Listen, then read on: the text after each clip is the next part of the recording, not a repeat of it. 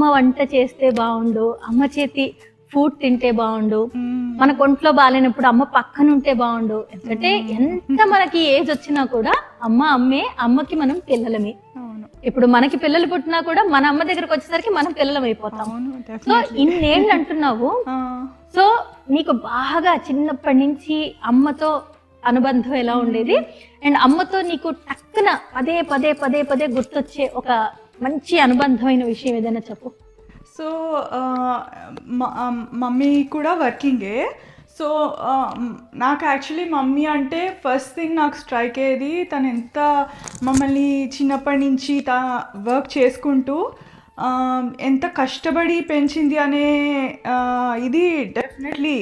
అంటే as a working women,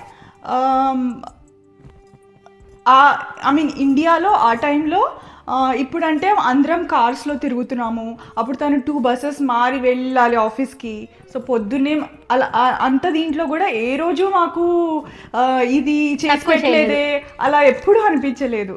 so అది ఎప్పుడు నాకు అంటే తను ఎప్పుడు హడావిడిగా అటు ఇటు పరిగెడుతూ పని చేయడం అనేదే నాకు గుర్తొస్తుంది అసలు. అమ్మ జస్ట్ నేను ఇప్పుడు స్టార్ట్